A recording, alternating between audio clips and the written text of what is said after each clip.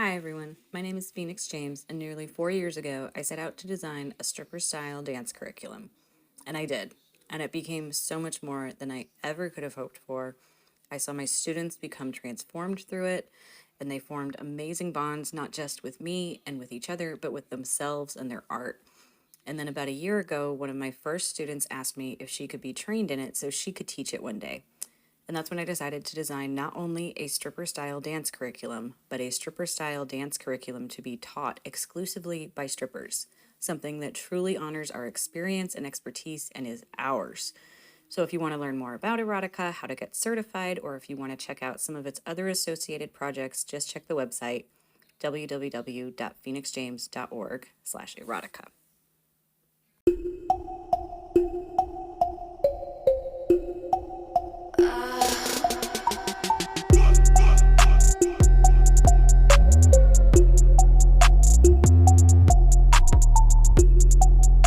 Hey everyone, welcome back to another episode of Stripped by Sia, your podcast for strippers, sex workers, and all the fancy naked people in between.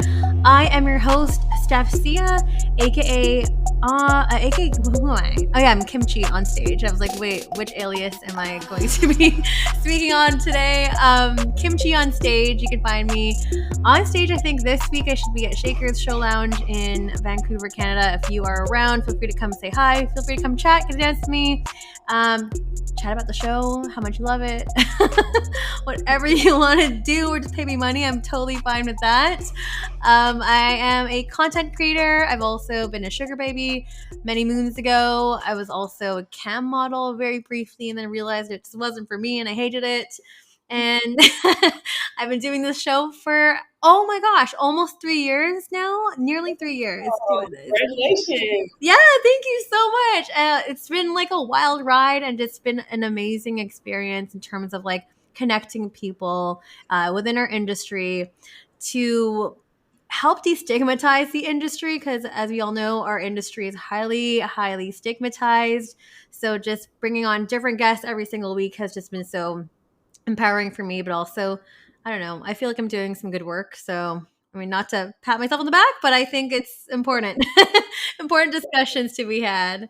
If you're hearing a wonderful voice in the background, I will be revealing our guest in about a minute, but y'all have to sit tight for a second because I need to shout out all the people that are supporting on Patreon. Of course, I hadn't monetized this show for the longest time. And then people are just like sending me random money to my PayPal. And they're like, why don't you have a Patreon? I'm like, okay, I guess I'll start one.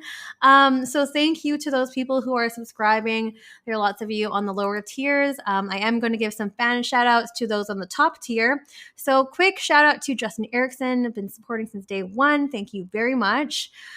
Down in Oregon. And then we have Snoo, who I believe is from Germany. Thank you so much. And also providing so much great feedback on all these recent episodes.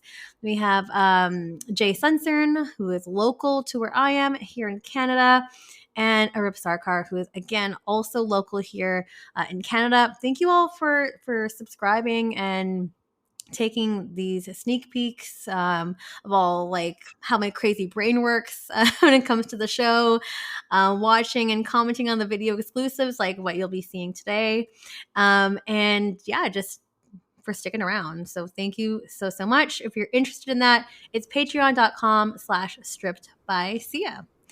And I did promise everyone that I was going to reveal the guest today, which I'm like super stoked to talk about and like interview and just chat and shoot the shit. So I'm very excited to bring on Mistress Marley onto the show this week. I am going to be listing out all of the wonderful things that this bad bitch does, because she does fucking everything. Like, period. And I am just like, when I've read about you, I was like, where do you find the time to do everything?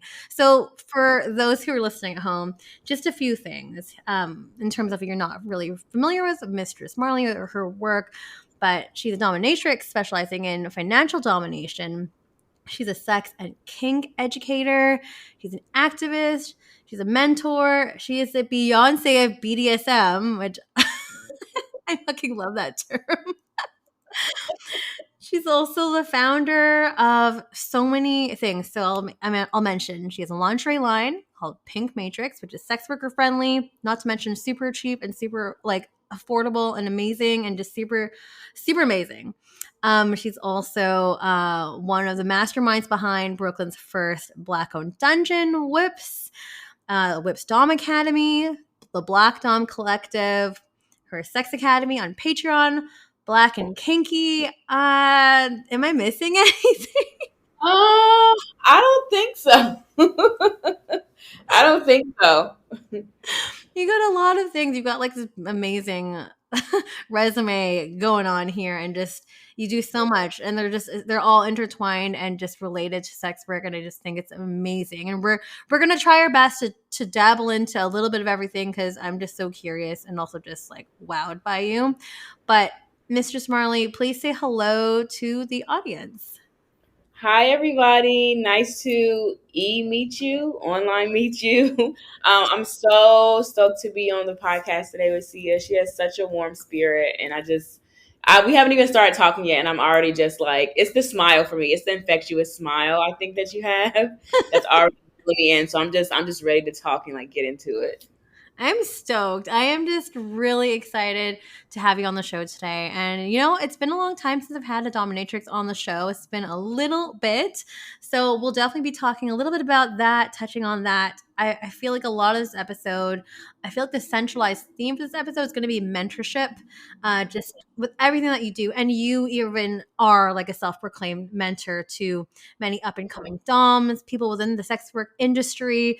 So I really want to be able to highlight that because it seems like a huge thing that's guiding your career in this industry. But gosh, if I were to throw the mic back at you, um, how would you introduce yourself to the audience? And some Okay. people hate this question, but like, who are you? So I'm Mistress Marley. I'm a pro dominatrix specializing in financial domination. I live in Brooklyn, New York. I'm also a sex and kink educator. I run Black and Kinky, Black Domme Collective. There's also Whips Domme Academy that is ran in Whips Dungeon that I just opened in March. So I just opened a dungeon. All around, I'm just someone just in this industry who really wants to make things accessible to Black doms, brown sex workers, Black and brown sex workers, people who feel like they might have been left out of the conversation. Also, just talking on mentorship. Mentorship is huge to me because when I came in the industry a little bit around 4 years ago, I didn't have anyone to help me.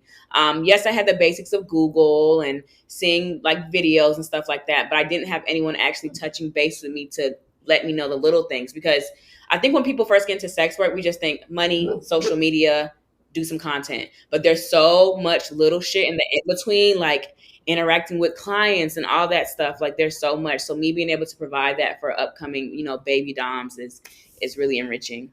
Yeah, it's so important. And like not even just talking about like doming specifically, but like even my experience as a sugar baby many years ago, there was like no one talking about that. Like it was like very like taboo, and I had Exactly. no one to talk to about this kind of stuff. So Yeah, same. I used to be a sugar baby in college. So I was a sugar baby. My first sugar daddy date was like when I was 19. So like a little mhm. further background. My first ever introduction to sex work was stripping. So I stripped in college. Yes. So I stripped for about a year, and then even when I moved to New York for grad school, I did a little bit of stripping here and there. So that's what my first start to sex work was. So just like you said, like it was taboo, no one really talked about it. I didn't really learn about it until I moved here to New York, and God, I learned about it. I learned about it through working in a sex club. So there's like oh just my so there's so many things. There's so many things. Okay, wait. Let's try to go back a bit. Like, where did this all begin for you? Or, like, what was your life before? Because I know that you have, like, a bit of history in terms of, like, you had a career in fashion as well, too. Where do you want to start? So I guess we can basically start from college. So I'm originally from a small town in North Carolina called Greenville, North Carolina. Grew up with a big family, 3 brothers, 3 sisters. Both my parents were around. Um, I was always just the kid in my town that was really weird and just like different from everybody else. Like I would always go to school wearing the crazy hairstyles, crazy shoes. So then when I went to college, I've loved fashion since I was in elementary school. So when I went to college, I majored in fashion design.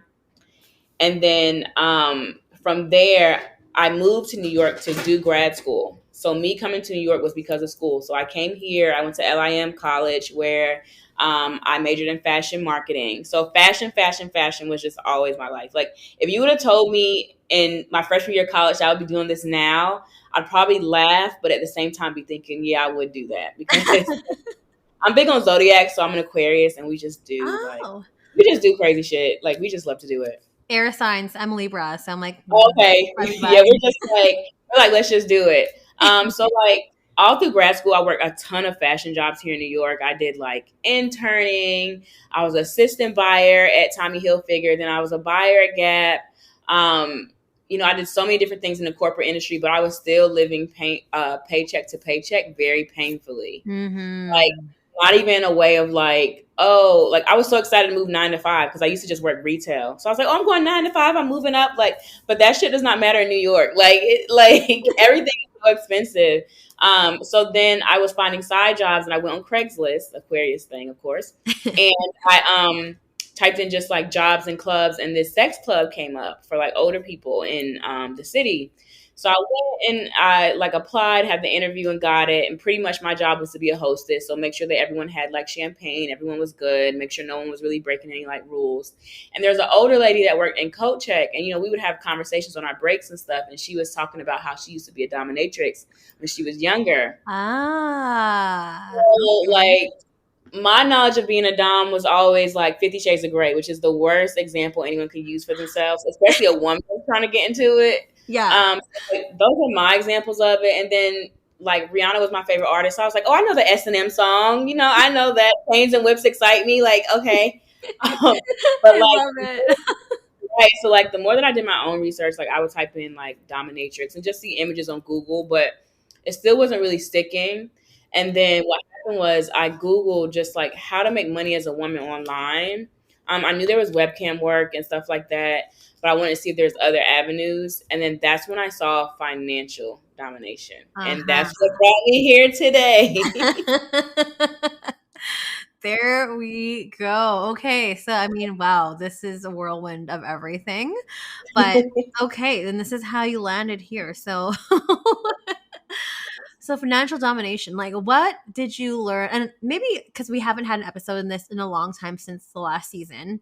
Did you want to just quickly prime the audience? Because we have a mix of, sex workers, but also like a lot of vanilla people that listen to the show, that people that don't even know anything about sex work, they're using this to like educate themselves.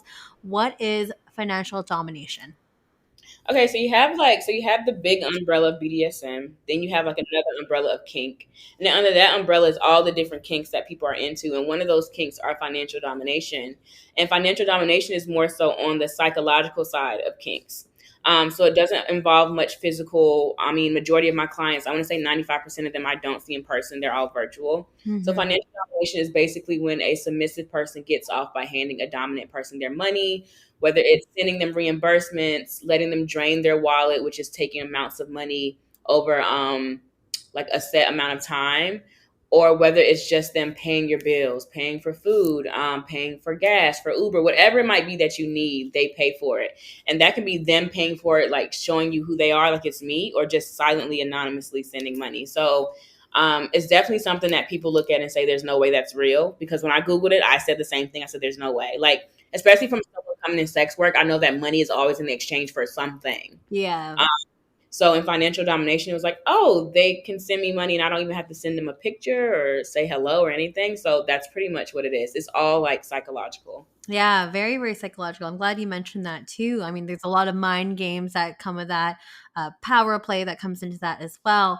But when you first Googled financial domination, like what came up for you and what was the appeal that kind of like hooked you in? And like, how did you go from a Google search to actually doing it and making it real? So when I saw financial domination, the first person that came up, she does phone sex operations. She teaches it. Her name is like Amberly PSO. Oh, so, Yeah. Yeah, so she's like, that's the first thing I saw because she was teaching people how to do Findom. But at the time, I'm like, I don't really have it right now to pay for like an ebook. Let me just keep trying to like go and go. And then that's when it led me to Twitter. And on Mm. Twitter, if you even type in Findom in the search box, you'll see a whole world of financial domination. So when I, searched it up and saw all these women posting about it, like posting their receipts after they've eaten, like send me my money back. You're gonna fund my life today, losers. Like the way they were talking, I was like, oh my God, there's so many people that's doing it. But one thing that stuck out to me the most is I didn't really see women that looked like me doing it. Ooh, yes. I would love to pick your brain on this because can we just Yeah. talk about doming? And I'm just going to say it out loud how white it can look. Yes. It can look extremely white. And I think that's why in the beginning of my journey, I was a little hesitant and I was a little like, basically pretty much like not having any hope that I would get any money or whatever. Like I knew I was attractive, but I'm like, okay, this is an industry that really works for like people that look like me, like Black women. And I just remember seeing nothing but white women or whatever. And I was just like, where are all the Black women at? And then something told me like, just still make your profile, do what you got to do. Don't worry about what other people are doing. But it was to the point where like I would reach out to like white doms or white women that I saw and just try to ask for advice. I would even offer to tip them, send them like a little something for their time. They would either ignore me, block me, or just be like, you can go learn from someone else or whatever. Which no one is obligated to teach me, but for me, you had some people that were just plain like I can't teach it, which I am like admire the honesty. But then you just had some people that just straight up would block me and ignore me, and I'm like, oh my gosh, there's really no one helping like other women out there with this.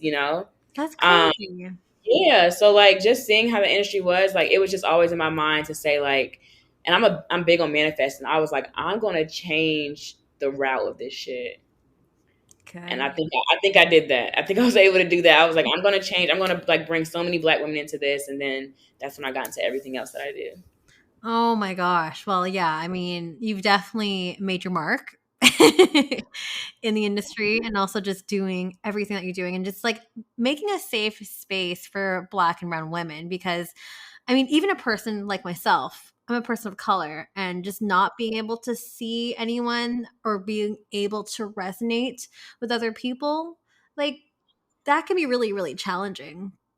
Like, yeah, like can you tell us a little bit in terms of like how you got out of that funk in terms of like I can actually do this and I can find success into this because it can be really disheartening at first. I think I got out of that funk because even as a little girl, I never took no for an answer. So I was just I wasn't a bad child, but I was a questioning child. I always would say, why? Like, why can't I do this? Why can't I do that? Well, this is how I'm going to make it work. So like, for someone like me that never took no as an answer, I didn't see it as like, I'm not going to do it. Was I discouraged? Yes. But I was like, I'm still going to do what I have to do because I want to be that one person that makes it out or that one person that just does what they needed to do. So I just said, fuck it. I made my profile. I started doing my content. And to me, like posting like sexy pictures and videos and little stuff like that wasn't really foreign to me because I did stuff like that anyway. Mhm. Um, and I always felt like I had the gift of gab, especially previously being in sex work, having sugar daddies, being a stripper. So I had that knowledge or whatever. And I knew like how men, act in this industry, how you're going to have some trolls, how you're going to have some rude people. Like I already knew what it was. So Mhm. I pretty much just jumped in and I just said to myself, eventually I was like, there's no groups for Black women that look like me. Let me make one. And then that's how I Mhm. started Black sorority from there. Oh, yes. I mean, okay, I definitely want to talk about that. I mean, I want to talk about so many things. So, like with your brief stint, well, not, I don't know if it's brief, but your work as a stripper and also your sugar baby work too. How did those experiences benefit or like help you in being like a dominatrix, and also how did it differ because they can look a little bit different as well. Yeah. I think it definitely helped me in language, as in getting what I want, because as a stripper, when you're trying to sell those VIP rooms and you're trying to do like sell other rooms and do what you have to do, you use the gift of gab. not saying you're in their face trying to do like a marketing pitch or whatever, but you're being very like innocent and sweet and, you know, all giggly and just the art of persuasion in these industries, right? So like I knew that was there. I knew that I would be able to have conversations. I knew I would be able to persuade these subs to like pay me money, do whatever they have to do. And then it also really differs because I feel like in stripping and in being a sugar baby, you're kind of like catering to the man, you know? Mm-hmm. So it's kind of like you're doing what, not doing what they want you to do, but you're doing something that benefits them. So like being a sugar baby, they're most of the time setting the dates. They're telling you where they want you to go. They have a certain look sometimes. When you're a stripper, your boss is telling you like when you can come in and work a shift, like what set times you're doing or whatever. Like, and to me, it's more tiring. Those jobs are more tiring to me. Being a sugar baby was tiring. Yeah. And I still have sugar daddies, but they're more so like calm and they're submissive, which works for me. Mm-hmm. But like being a stripper was tiring and being a sugar baby was definitely tiring. So it definitely differs in the way of I feel like I have more freedom over my work. Totally. Yeah. Gotcha. I mean, going back to doming as a general topic, does it always have to be aggressive? Because I've had conversations with many dominatrixes, and you know, there's different styles as well. Just for those who might be listening who have this very stereotypical view of what doming is, can you speak to that? Yeah, so a lot of people have this, misconception that being a dom is all about, being aggressive and get down and shut up and do what I say. But there's so many different types of personalities when it comes to doms. Like you can be sensual, you can be bratty, you can be nurturing, you can be aggressive and sadistic. I consider myself to be sensually sadistic. So I'll whoop your ass, but I might nurture you along the way, or I might say something really sweet along the way. So it really just depends on your personality. Like there's so many different ways you can go. I mean, there's a lot of doms that do gaming. So they dominate through like while they're gaming and on their headsets and stuff like that. I had this one friend that did like tarot card reading. So she would read their future and their future was that they're going to send her money. Like, so it was just like, there's so many creative ways that you can be a dominatrix and it doesn't always have to be like aggressive. And I think that's the misconception people have from movies, pop culture. Also another thing too, not all doms will be in leather and latex. There's some doms that will do stuff in lingerie, regular clothing, cosplay. Like there's so many different types of like things that we can do. And I think now with, social media blowing up BDSM and being a dominatrix, we're able to get so many different ideas from different places. Totally.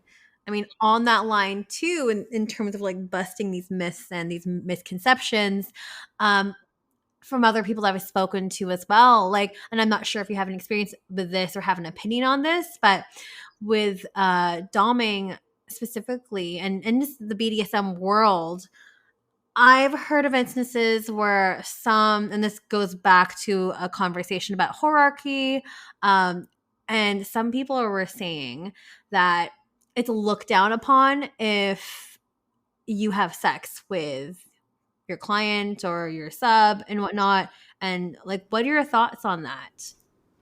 It's definitely like this whole hierarchy thing is definitely a lot with it. It's crazy because as sex workers, we're always banding together to get the vanilla people to accept us. But even within our own industry, we're putting stigmas on stupid shit. So like, yes. My thing is, I always tell people sex work is work, no matter what type of work it is. Whether I'm stripping, escorting, doing dom work, doing cam work, doing OnlyFans, it's all sex work and we're all fighting for each other. We already have enough judgment from the outside, so why even bring that shit inside? Like we really need to stick together.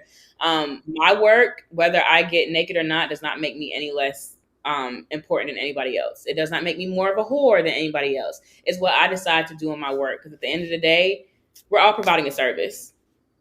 And I think some people come into dom work and, I'll get the vanilla people that want to come into this work that have done no research. And it's crazy because I answered a question about this on my Instagram and someone was like, I want to do this work, but I have a husband and I don't want to get naked. And I think I just kind of went off on her. I was like, you need to just pretty much focus on why you want to do this work and why you think getting naked is wrong.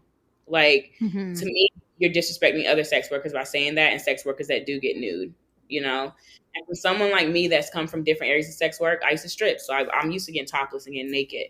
To now where I don't really get naked as much or naked at all, I still know that at any time I might have to go back to that position. I don't think people realize at any time you never know what you might have to do for survival. Um, Yeah. yeah, so I just people that like that do that, especially like it's so funny because a lot of OnlyFans girls think they're not sex workers. I'm like, you're a sex worker. It's okay. Sex work. I try to tell people sex work does not always mean penetration, but Yeah. your sex work is selling the image of sex, sensuality, any of that nature, anything for a service. So that's my opinion on that. I can go on a whole Oh my tangent about God. it. Me too. I can go I'm like, go But off because I can go off. it angers me. Like I've legit went off on people and like have gotten blocked by people for this, for like saying like you need to stop thinking you're better than the next person because you don't take your clothes off. Yeah. At the end of the day, I hate to say it, but at the end of the day, they all see us as whores. So just might as well whore it up. Totally. I was just gonna say, like when you were saying that earlier, I was like, well, we're all whores. Yeah, we're all whores. Like we're all whores. Yeah, I mean, one last note about the hierarchy is just it's so problematic and that shit Yeah, needs to stop. Like, and I like the fact that I see that and like so many big, like, quote unquote stars making comments that just perpetuates that. It's just like, oh my gosh, yeah, it's stop. crazy. It's really crazy. Sorry, I had to take us on that tangent there, but steering back to the conversation, you mentioned that's how you started the Black Dom Collective. Can you speak to that? Like, what is that? Black Dom sorority was created from, like I said before, the lack of having groups of women that look like me. So it's crazy. We started off on a Facebook group, which was the worst thing to do because sex work and Facebook doesn't mix. No. We started off on a small Facebook group, just of like women I knew that also were into it, or women that heard word of mouth. So we would just go in there. We would talk about like personal stuff. We would ask questions about being a dom. A sub is asking me for this. How do I accept payment? Just little stuff. We were kind of just all learning off of each other. So at this time, I wasn't teaching because I was still learning, but I wanted to make a group. So we were kind of all just exchanging information within each other, whatever. Then November 2019, I went to my homecoming and walked a white man on a leash. I saw And that video. I went viral, and from there, my Facebook group was getting so many requests. I think I had 1,000 requests to join, like 1,000 plus. Oh And my I God. thought, holy shit, we need to take this off Facebook because most people's Facebook names are real names. I'm like, don't need to have that up there. So I was like, what can I do? How can I move this? So then we moved to GroupMe, which is an app. And then from there, that's when I decided to name it Black Dom Sorority. And there was so much wealth of knowledge. I was starting to teach a little more by then. So then I started charging for the group, but it was only like $5 a month. So it was very cheap. Yeah. And I still keep that same like business model now. But it was very cheap, and we all came over to GroupMe, and then from there we just blossomed, and I named it Black Dom Sorority, and I started making like different like regions, like Black Dom Sorority Northeast and Midwest and West Oh, Coast, yeah, and South. So it really like took off. expanded. Yeah. Yeah, really expanded. So we've had a range from just like so many members. Like we've had thousands of members, and I had to scale it back because I really wanted it to be a more intimate group of the people that were serious. Because in groups like that, you always have lurkers that just want to be nosy, see what's going on. They want to get into sex work, but then they don't want to get into sex work, or whatever. So then I had to like bring it down. But that's pretty much what Black Dom Sorority was. And we've done everything from toy drives to backpack drives for kids. Sex workers that have children. Yeah, sex workers that have children that might be in need, and stuff like that. We've had holiday parties, so it's been a lot. It's been a lot.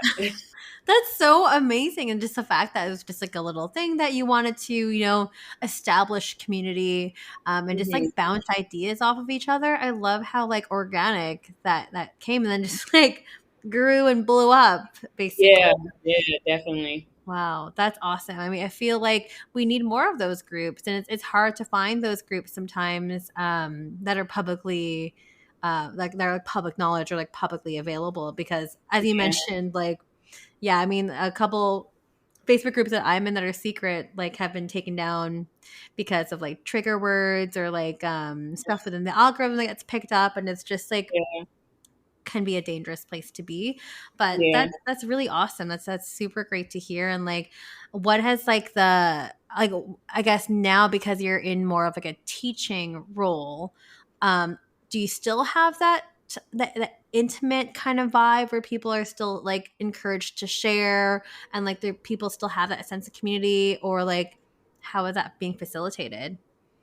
Yeah, so through my Patreon, I have a Patreon called the Sex Academy. It ranges from $5 to $100 a month. $100 being the one-on-one like mentoring with me. So within the just the regular tiers, the $5, $10 tiers, I have a Patreon where people can come in and ask their questions and stuff. Because on my Patreon now, I have over 700 students.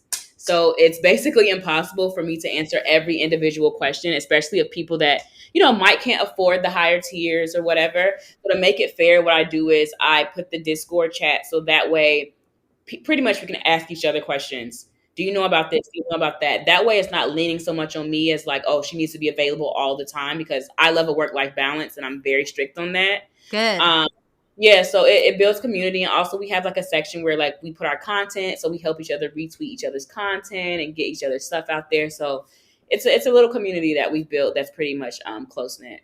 That's awesome. And I did take a look at the Sex Academy that you have on Patreon. And like, again, like you offer so many different tiers and stuff in there. And again, a really, really low cost barrier to entry, which is awesome. And can you talk about accessibility and how, like what kind of importance that weighs upon?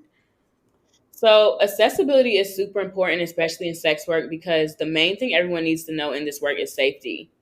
Um, there's even been times where I've taught free safety classes. I'll do like a free Zoom. I did a free FinDom marketing class or whatever for people. Because my thing is, I don't want it to be something where someone couldn't keep themselves safe because they couldn't afford a class. Right. So I never want to be that barrier of, oh, so and so really could have learned this from me, but I was charging $1,000 something. Like, it's insane. Like, and I've seen courses and classes where it's been like $2,000, $3,000, and I'm like, Jesus Christ, like, Yeah. So I mean, get your bag, do what you got to do, but some stuff, really needs to just be out there and be taught in a way. So that's why I did the Patreon, where it's $5 a month. You're learning all these things, and you always have access to the courses. It's not like the courses are there and they disappear. They're always there. And Sex Academy has been up since April 2020. So I started a month after the pandemic. Wow. And it has over now, I want to say 150 courses and growing. So there's always something there. And accessibility in this industry is really important, because I look at somebody like me that didn't have any of this. And, I had to learn. I made a lot of mistakes starting out, but I really hope that, me providing this information will help someone from not making those same mistakes. I love that. I mean, like, I think it's so important to have your programs and these resources to be accessible. Like, of course, like not everything can be free. Yeah. Because like obviously we're putting our time, our emotional labor into this work, and even just answering questions here and there, like that is very like time consuming and also just really tiring. Because of course with our Twitters open, we get bombarded all the time. Yeah. Oh my God. Right. So, and then of course, just like talking about like other courses and courses that I've even seen as well along the same lines that you're mentioning, just in the $1,000 range. I'm like, who Yeah. can really afford that? And if, there's no guarantee that you're going to be successful after that. Right. Right. It's really problematic and also like just hard to witness sometimes. Yeah, a lot of people in this industry, they're trying to, paycheck to paycheck. They're trying to pay their bills. They're trying to do what they have to do. And, to charge that much to me is like, okay, like, wow. So, Yeah. Oh my gosh. Well, on the topic about, I can't even speak right now. On the topic, jeez, it's been a long day. On the topic of like mentoring and stuff too, this is something that you obviously take a lot of pride and joy in. Can you speak in terms of like some of these courses or programs that your potential students and like up and coming baby doms and whatnot that they can take in order to learn more? Because I did see a few different buckets, but I'll let you speak about it. yeah, so I have the Patreon, which is the monthly courses. So it's a monthly subscription. You get access to 150 plus courses. I even do once a month Zoom open Q&A. So I'll get on Zoom for an hour and just answer any questions that people are throwing at me. I also randomly just drop classes on my Twitter. So like I did a FinDom and FemDom marketing free class. I also have an Etsy page. So my Etsy page is basically the recording of those classes. So there's some people that don't want to commit to subscription, but maybe they just want to buy one course. So I offer that also. It's downloadable. And then I'm opening the Whips Domme Academy at Whips Dungeon this fall in August. So that will be an in-person academy for baby doms here in New York that want to learn not only from me and my business partner, Goddess Rue, who's also my best friend, but also we're going to bring in guest instructors from all around that can teach certain things, because I don't do everything in kink. There are certain things that I don't know. I'm still learning. But instead of being irresponsible and trying to teach those things, I'd rather bring in an instructor that knows a little bit more. So we're also going to bring in we're going to bring in other instructors. So I'm very excited for that, because it's actually like a school and I'm going to be a professor. So I'm excited. Oh my gosh, I'm so excited for you. And we have a ton of listeners in the New York City area. So feel free to peep these links, and they will be in the show notes, and I'll also promo them at the end of the show as well. So stay tuned. But talk to us about whips and what is that? I mean, I know what that is. I Googled you and I researched you. But for those who are listening at home, what is whips? So me and my closest friend, Goddess Rue, decided to open Whips once we were renting out other dungeons for our sessions, and dungeons that were white owned, and we felt like we were getting microaggressions, or we felt like there was some racism there. Just hearing feedback from other Black doms of what they experienced at certain dungeons. So we were like, we need to have our own space. We was like, what do we want this space to be? Not only do we want it to be a dungeon space for doms this session, but we want it to be a space overall for sex workers and people of the community. So even if you're not a dom, if you are, in any line of sex work where you're meeting a client and you might need to bring them into our dungeon for that, we have safety measures in place. We have private codes for you to use to get in. It's 24/7, so you never have to worry about it being shut down. It's private owned, so we're good there. And then we also rent it out for people in the kink community that might want to throw parties, workshops. If someone wants to teach a seminar and need a place, they can come there. And it's at a very affordable rate of $80 an hour. The reason why we did that, we looked at different spaces in New York, and a lot of places in New York are charging $300 plus an hour. It's insane. So we wanted to open it and just really have a space for us. And we also do other stuff there too. We did a content creation event for people that might need content for their sex work, but didn't know where to start. We had photographers come, because photographers can be expensive too. We have photographers and videographers come, and we have all these different rooms in the dungeon. So it's just an overall place for us to hang out. I throw my Black and Kinky parties there. Yeah. Just a space for us, by us, Wow, that's awesome. Again, I'm just continuing to be in awe of everything that you do, and your mission and your values, they are so clear. It's everything for sex workers, everything for Black and brown people, hells yes, and just that, again, being accessible. This is so apparent in pretty much everything that you do. How do you stay so headstrong within all of this amidst all of your success? I have very good people in my corner. So my family supports me. My best friends, my closest friends, they all support me. A lot of my closest friends are doms or sex workers, so they know what it is. And not only that, like I said before, a good work-life balance. I love my sex worker life, but I can get very vanilla too. And I love my vanilla life of traveling and partying and restaurants and clubs and, museums and stuff like that. So I try to basically split the two in half and try not to bring them both together. I try to keep them separate, only to keep my sanity, because if it all mixed together, I would never get anything done, because there's tons of people wanting for my attention every day. As soon as I pick up my phone and just log into anything, it's crazy town. Oh. So it's so it's just just really just staying true to myself and, telling myself why I got into this industry and why I love to make, the changes that I'm making, and how I just like to make sure that, people are taken care of and sex workers are looked out for, So if I can make someone's day, that makes my day, That's so freaking cool. You're so freaking cool.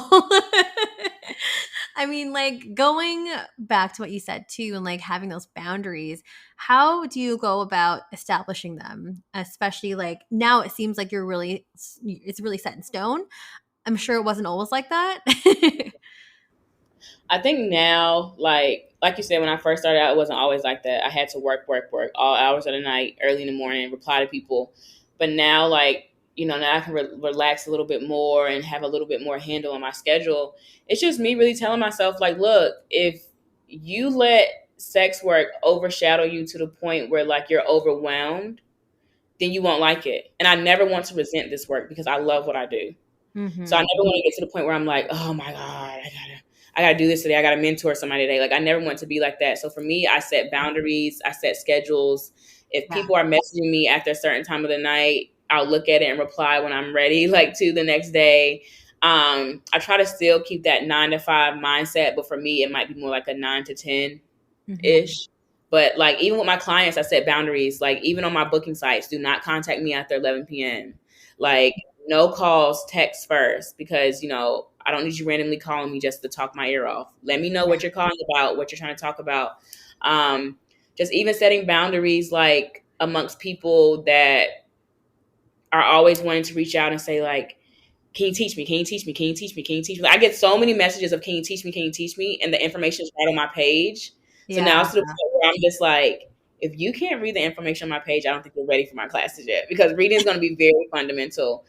So just really setting those boundaries. It's like, a lot of people might look at certain boundaries as, oh, she's being a bitch, but it's like, I have to protect myself and my sanity because I'm all I have at the end of the day. And you can be here today, gone tomorrow, especially with, like, social media trends too. People don't care about who the human is. They care about what the person is providing for them. People don't remember, oh, when she logs off, she still has a family. She still has to eat. She still has to do things that makes herself happy. She still has her bad days. I don't think people, like, realize that.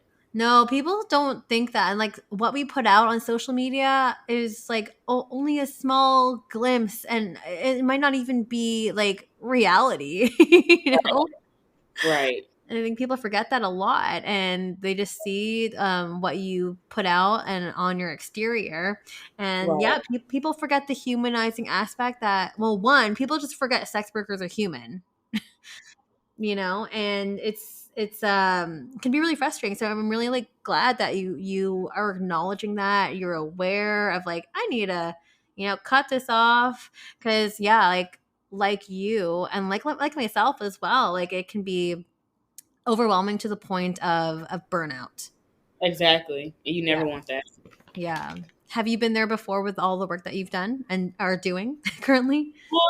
I think I had a burnout, like, at the beginning when I first started mentoring and couldn't get a handle on mentoring, still having my regular clients and still trying to live my life and do content. So I think that's when I pretty much had, like, a burnout. But now it's pretty much like I set my schedule. I don't try to overwork myself. Pretty much just sticking true to the schedule. You have to stay to the schedule. And sometimes you have to tell yourself, like, girl, sit down, calm down. It's okay. This person can wait. Like, if you're going through something, this person can wait. You don't have to reply to them now. Like, give yourself some time. Like, you really just have to tell yourself these things. Totally. And I forgot to mention in the beginning of the episode, if you're hearing some squeaking and stuff, Mrs. Marley, she got a puppy recently, so there's, like, some toys. Oh my gosh. Okay. He's like, put me down. He's a little weak. Yeah. Okay, I'll put you down. Put me down now. He's like, put me down. So for those who are just listening at home and not seeing this absolutely adorable visual, subscribe on Patreon because your puppy's so cute. So I had to get a puppy. It was one of my vanilla things to do for myself. Because I was like, I just need something that, like, I feel like I have to take care of. I don't know. I don't know. I love him though. I love him. Well, he's adorable. So cute. A couple last things I want to ask you before we wrap up and move over to a couple questions that came in from your fans. I just wanted to speak, like, because you were also mentioning, like, when you were first kind of starting to get a handle on, like, mentorship and teaching. Tell us about that struggle, because sometimes, like, we don't ever hear about that side as well. I think for me, the struggle was, are people going to believe that, like, am I believable? Am I believable that I know what I'm doing? I think my biggest struggle with mentoring has been, like, did I answer that person's question to the best of my ability? Is this person going to leave my sex academy with, like, knowledge? sometimes like you sometimes feel like you don't want to feel judged. You don't want to feel like, oh, did I answer that right? Am I doing this right? Are they going back and telling people I'm not doing it right? Like, there's so many different things that you have to like worry about within the mentoring and teaching. And also just feeling like sometimes you don't have the time that you should have, like it's hard. It's like you want to be able to help somebody 24/7, but logically you can't do that. Like, it's impossible. Um, and then also, like, when people come to you with self-doubt, sometimes you have to be a therapist as a mentor. Oh my gosh. That's the hardest part. I think that's the part that I'm like, when it first started, I was like, I didn't sign up for this. Because me personally, I'm someone that keeps my emotions in. I don't really share my emotions that much. I'm one of those people that believe in like, if something's going on, I got it. I'm gonna fix it. I don't need to ask somebody for help, whatever. I'm that type of person. So when people are coming to me sharing their emotions and like struggles within their life, I think that was the hardest part for me.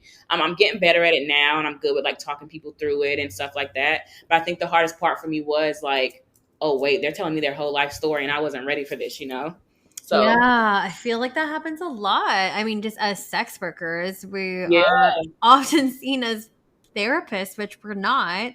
and not just through mentees, like clients too. There's clients that will Yeah, have a lot of stuff they're going through.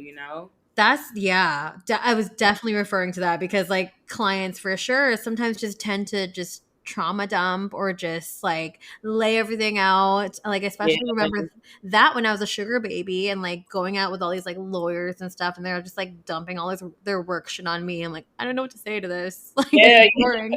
It's like, I just want my allowance. Yeah. Like, Where's the money? When's the dinner? right. Yeah.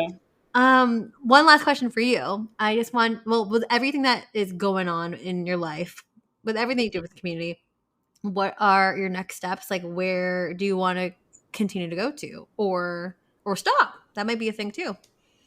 I think my next steps is to like, I want a year where I can chill, make passive like income, and just travel wherever I want to go, like all year.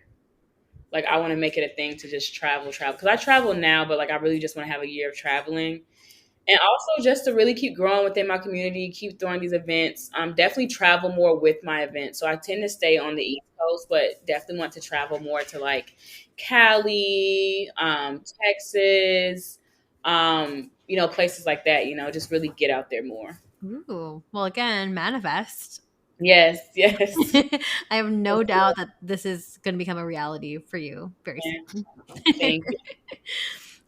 There are a couple questions that came in from the audience, and I feel like they can be potentially bigger questions. So why don't we go into that if that's cool?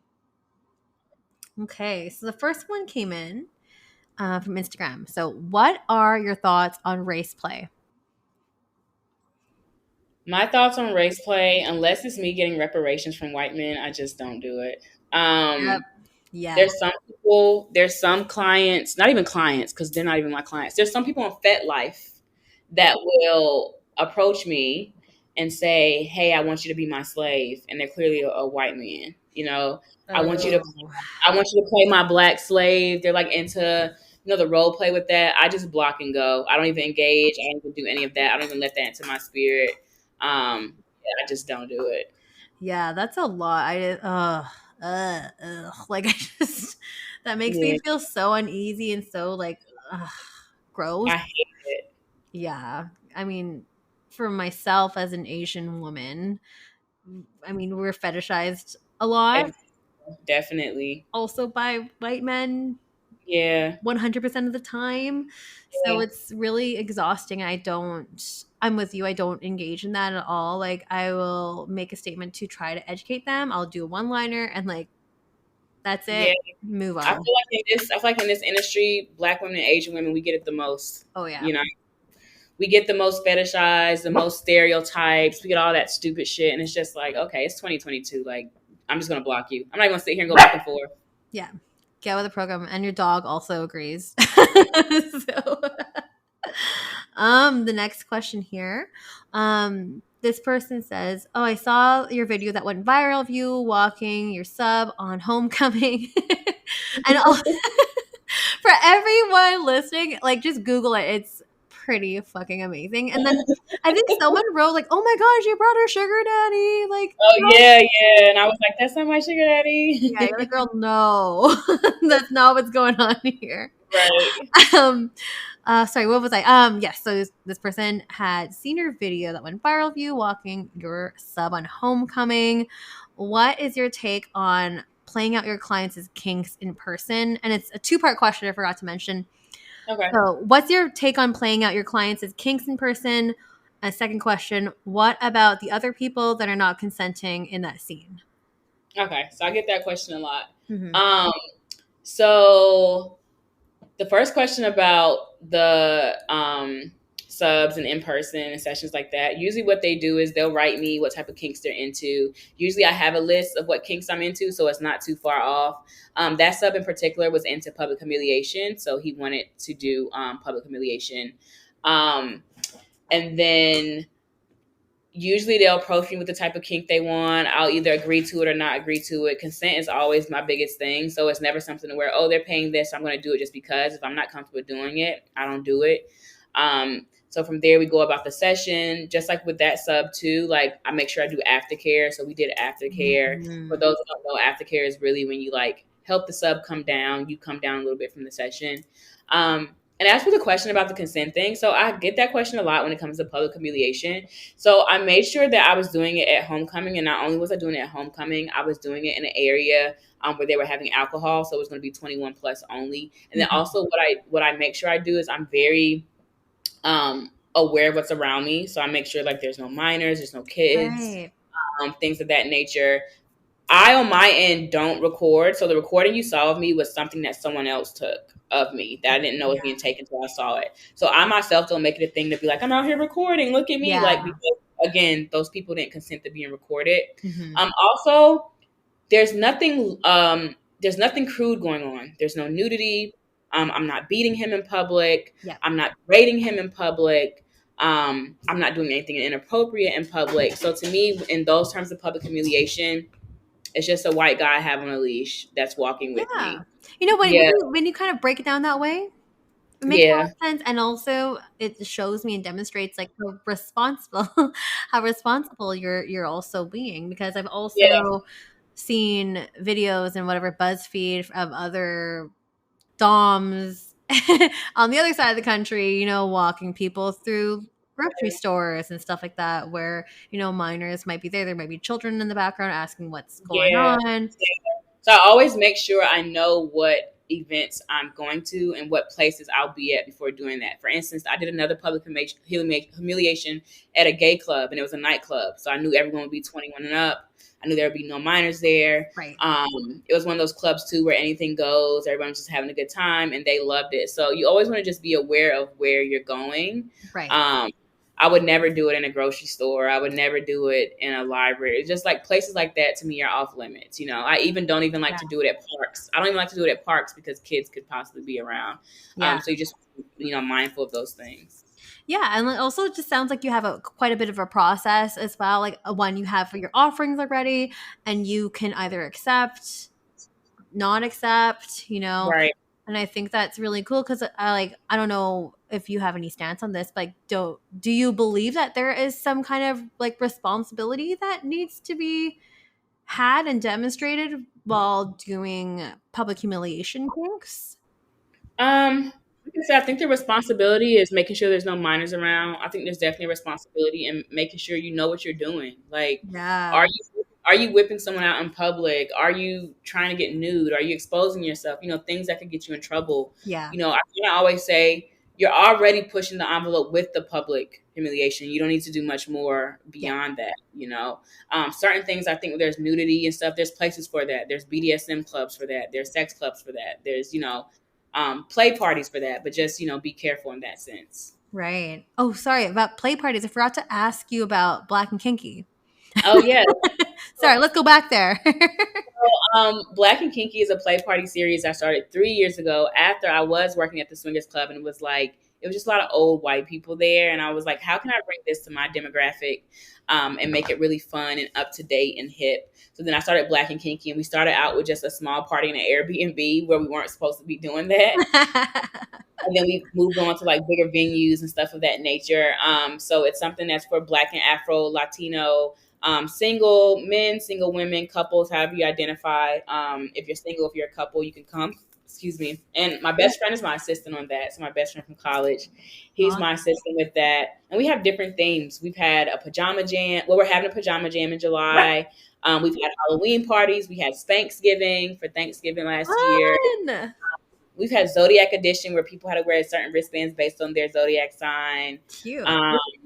We've had like 70s parties. And then we've also done something in like a literal castle in the mountains. And we're going back again this September. So we've done that's the one you're mentioning. Oh my gosh. That sounds like so much fun. Cool. Yeah. So lots of things to look forward to. I mean, now is the right time to kind of plug everything. I'm sure people are dying to ask, where can we find you? What about these parties? What about all of the things that you do? Plug it all.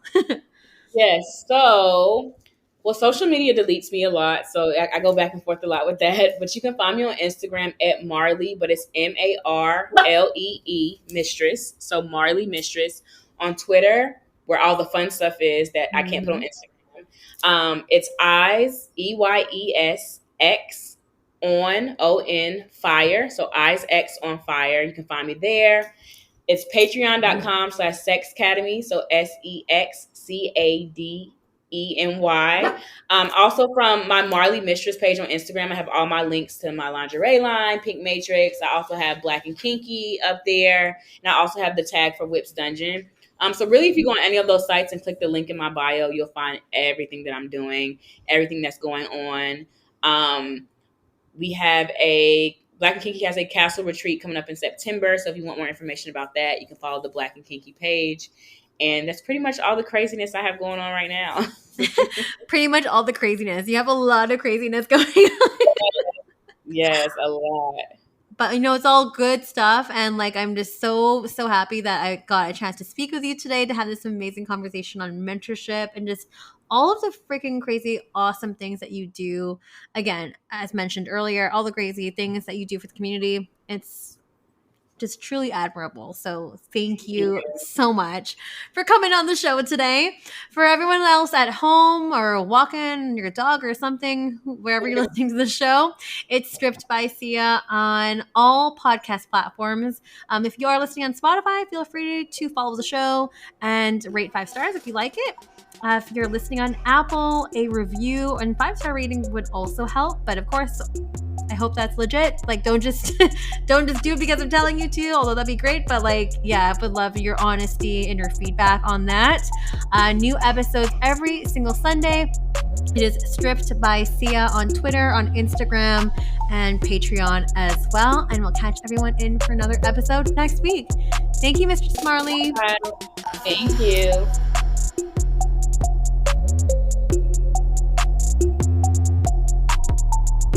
You're listening to Stripped by Sia, hosted, produced, and edited by Steph Sia. Music by Ted D. Graphic design by Maria Bellandarama, and photography by Ian Dabrin.